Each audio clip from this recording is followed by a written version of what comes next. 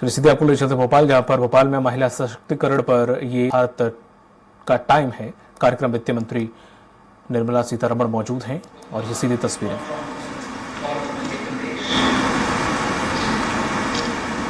Big motivational element for me when I address women's gathering. I've come here on an election duty on behalf of my party, but I know I'm standing before you talking about the Bharat ka time hai.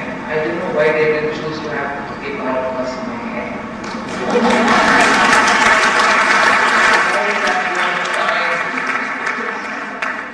Does carry more weight than samay? Or but nice. I think it's a very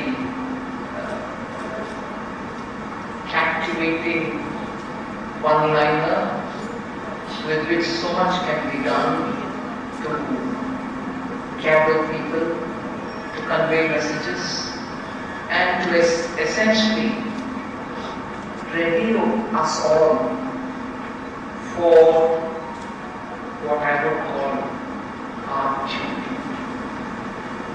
Because it's one thing 75 years ago when women participated in the freedom movement. They just didn't stay back home, cook food, and when all the freedom fighters, friends of father, friends of husband or brother came home, served them food. It wasn't just that.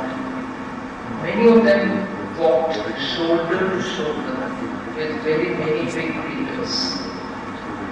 That picture of Netaji Swaraj Digital standing and also being accompanied by Captain Lakshmi Menon. These are not who later on also contested to become Bharat Rashtrapati in subsequent years. But that is one. Several others who in their respective domain and in their respective provinces, as it was called then, or states, played a very critical role. And of course we're standing in Bhopal in Madhya Pradesh, close to where Jhansi Rani fought along with the bravest of brave. So many known names, many unknown people, unknown women who what contributed, not playing secondary role but significant roles. I remember Prime Minister Modi addressing probably the Chartered Accountants about 5-6 years ago and saying, look, during the freedom movement, that movement itself was such that a lot of lawyers came out from their professions which enabled them to earn quite a lot of money arguing many of our cases. But they gave up their earnings and came and joined the movement and made sure they were fighting for India's freedom, unmindful of the earnings that they had lost by no longer being in the profession. Drawing that to our minds, Honorable Prime Minister at that time said, this time around, when India's economic freedom will have to be established much more than what was before, like the political freedom they obtained in 1947, he appealed to the Chartered Accountants to say, you should now come, like the lawyers who came home that time, now you should come out of your professional OCness and come and take up the cause of making Indian economy Atmanirbhar, cause of Indian economy being strengthened and so on. That time, lawyers and now for economic freedom, the appeal was towards the Chartered Accountants. But now, I think, as before, and as always, Women are there in every field, but that should now become a lot more pronounced. You have space scientists in ISRO who very much look like you and me, but who are sitting and manipulating the movement of, let's say, the Chandrayaan, which goes and lands in one of the difficult terrain in the moon.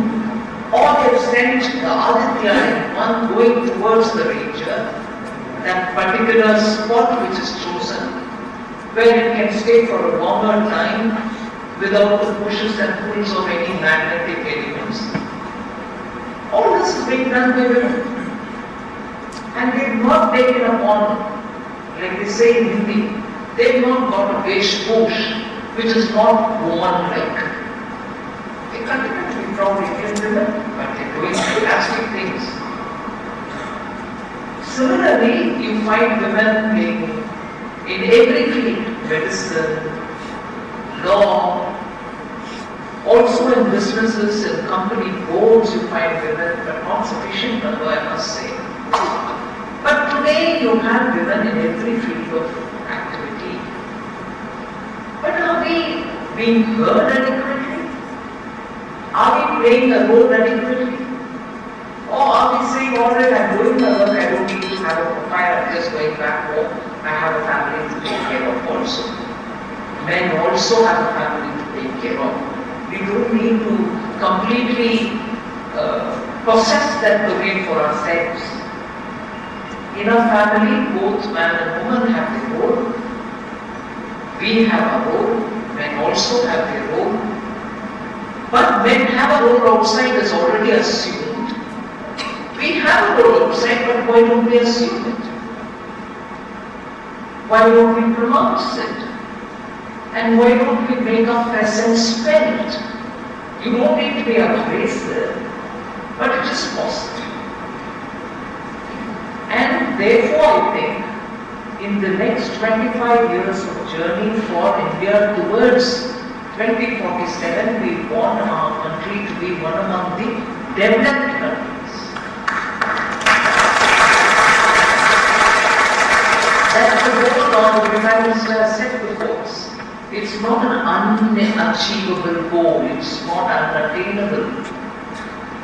And with the right policies which governments are taking nowadays, and I very quickly give a picture of what are the kind of steps we have taken, not so much for stating it all over again as though you don't know them, you will know them.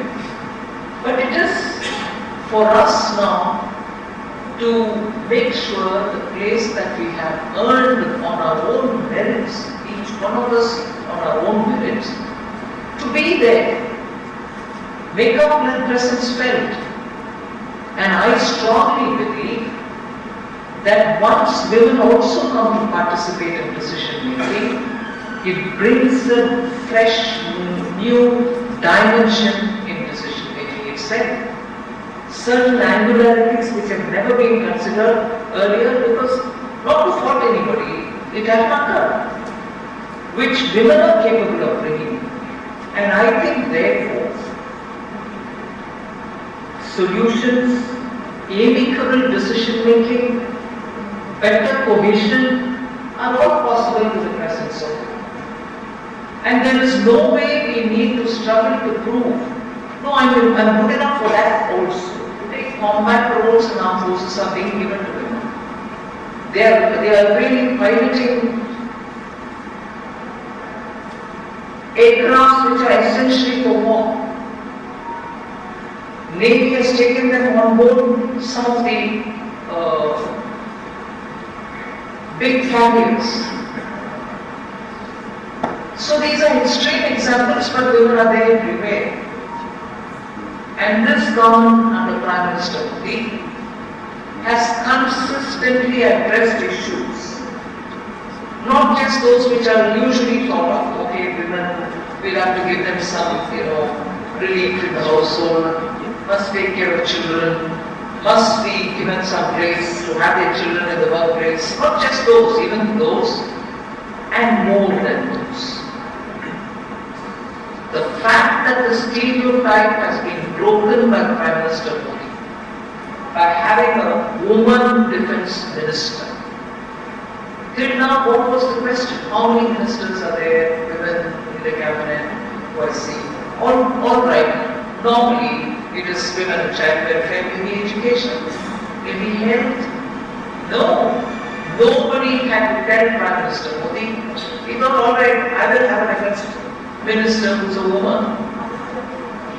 So, empowerment now, woman finance minister.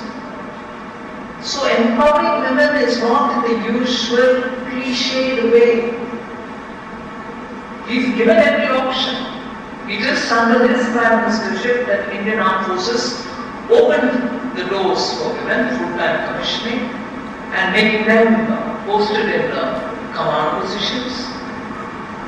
The signing schools where small children go and join so that they can be trained in such a fashion that they can eventually get into the National Defence Academy has been completely always with boys. It was opened up for girls, and the first full signing school with women, girls in it, was opened up in Northeast. And after that it is getting opened up elsewhere as well. So if on the one hand he was doing Beti Bachao, Beti Padhao, because the gender, the sex ratio was really against women in some parts of the country, and that is showing good positive signs for women. Equally, he went ahead saying, Finance Minister, Defence Minister, woman, signing school, appointment into the armed forces, everything open for him. So there has not been attempt to do the usual things for women, but he's been relentless about women's participation. That's why in the G20, we were able to say it is not a, government which makes policy, women-centric, we keep women in every word of our decision making. No, it's not led by women. And if this kind of an axis, and if you look at this, and some people would say, no, it's all right, those who are educated women will find positions. No. PM Mudra, Jan Dhan Yojana, Stand Up, Swanidhi, in every one of these, collateral free bank loan assistance for women to carry on with a small business. Amazing number of women are benefited. They were not women-specific programs, except for Stand-Up, which was very clearly for SC, and women. Otherwise, they were open programs. But although they were open programs, inclusive of Janata, more than 50% are women beneficiaries. So your population proportion and the beneficiary numbers do match and sometimes even exceed. And again, going back to the cliche, all right, it's all right, but then women who are bearing children, even there, maternity benefits which were only for 12 weeks have now gone up to full 6 months. After delivery of the child, full 6 months, a working mother can have maternity benefits given to her. Maternity leave as well. So, almost a 360-degree approach to taking care of women and their needs. The final, till now, the final step, I'm sure there are many more. The new parliament, which was built marking the Amrita, and for an India for the next 100 years, with Indianness nicely embedded in it, removing the colonial mindset with which we were building, which served us well for 75 years.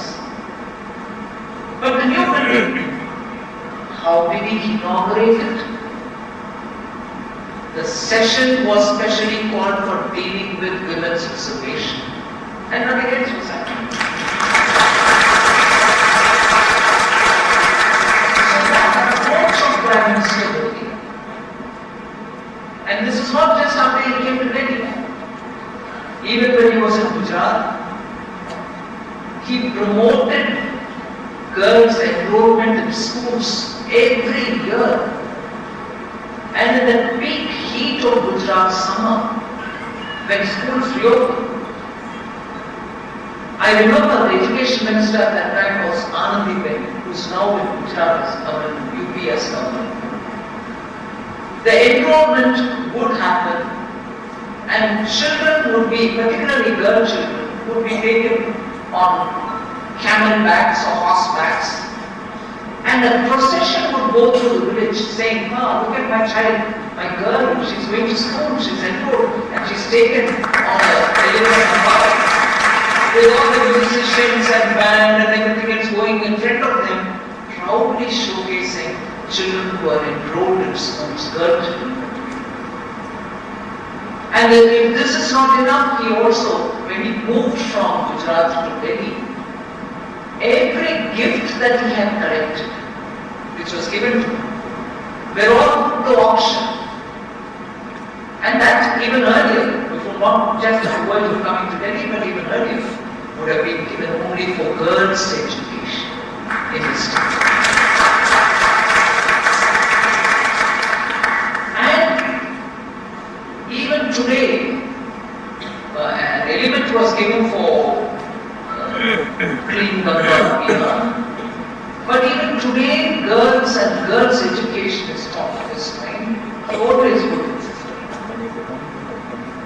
So the sum and substance of the narration I am putting before you is this great heading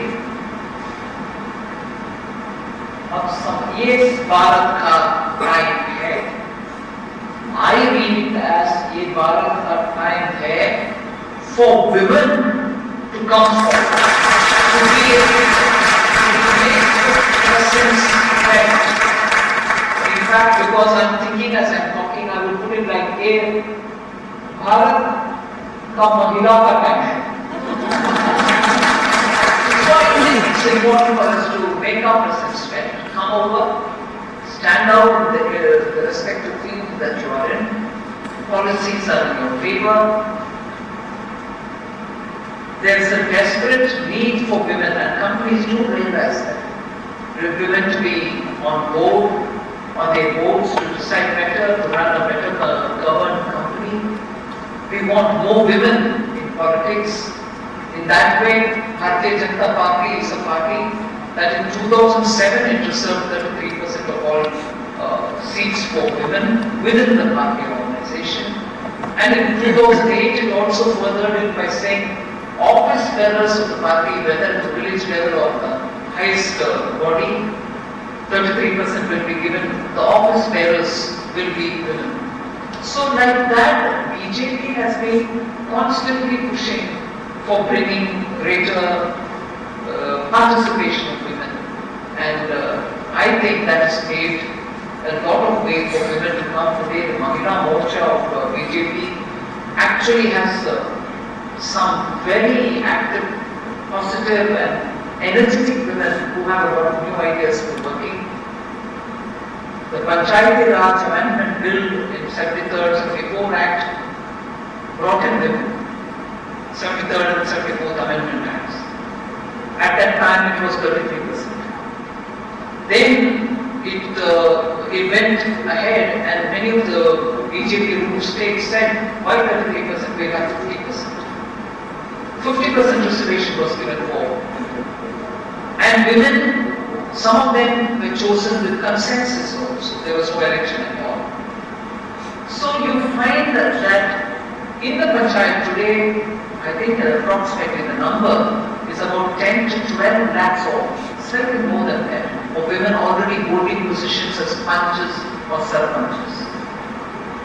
Debate was on for a very long time, saying are they just cronies of their husbands or fathers or brothers or what? I think we've crossed that era. Now is the time for women to take greater active participation, assert themselves, contribute to the larger welfare of the country, come up with your ideas. The presence has to be felt.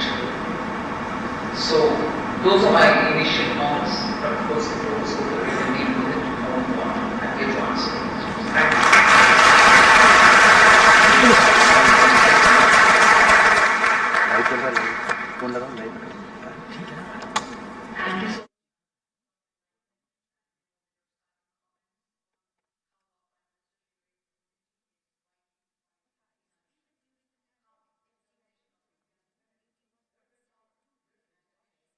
ability to take quick decisions.